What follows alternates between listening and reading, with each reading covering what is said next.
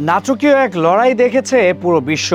Series নির্ধারণী thriller কাকে বলে, বাংলাদেশ ও পাকিস্তানের মধ্যকার তৃতীয় ম্যাচ যেন সেটার এক পারফেক্ট উদাহরণ। শেষ 2 ওভারের নাটক, রিভিউ, বিতর্ক, শেষ পর্যন্ত বাংলাদেশের সিরিজ জয়। আর এটা শুধু একটা সিরিজ জয় নয়, এই জয়ে বাংলাদেশের যেমন র্যাঙ্কিংয়ে উন্নতি হয়েছে, ঠিক তেমনি এখন সরাসরি বিশ্বকাপে খেলার সম্ভাবনা হয়েছে জোরালো। পাকিস্তান ও বাংলাদেশের মধ্যকার সিরিজ শুরু হওয়ার আগে বাংলাদেশের অবস্থান ছিল 10 নম্বরে এবং রেটিং পয়েন্ট ছিল 76।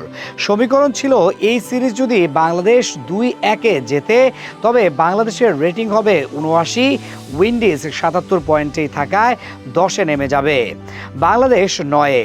যদি বাংলাদেশ 3-0-তে জিতে বাংলাদেশের রেটিং হবে 81, তাই উইন্ডিজকে সরিয়ে 9-এ চলে আসবে।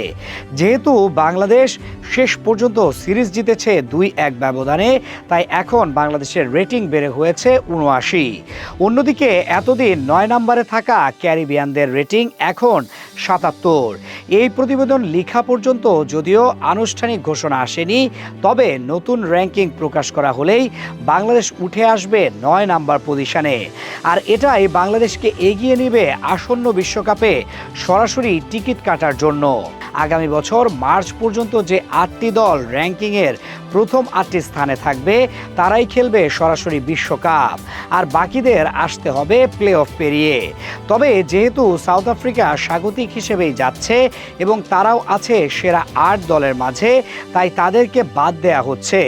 সেজন্য 9 নম্বর দলটি সুযোগ পাচ্ছে সরাসরি বিশ্বকাপ খেলার। আর এখন সেই সুযোগ কাজে লাগাতে হবে বাংলাদেশকে। আগামী বছর মার্চ পর্যন্ত অনেক ম্যাচই আছে বাংলাদেশের সামনে।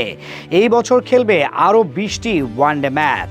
সেখানে আছে আয়ারল্যান্ড, জিম্বাবুয়ে ও ওয়েস্ট ইন্ডিজ।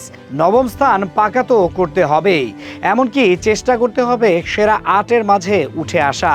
তবেই না 2027 সালে অনুষ্ঠেয় জিম্বাবুয়ে, সাউথ আফ্রিকা ও নামিবিয়ায় বিশ্বকাপে সরাসরি খেলবে বাংলাদেশ।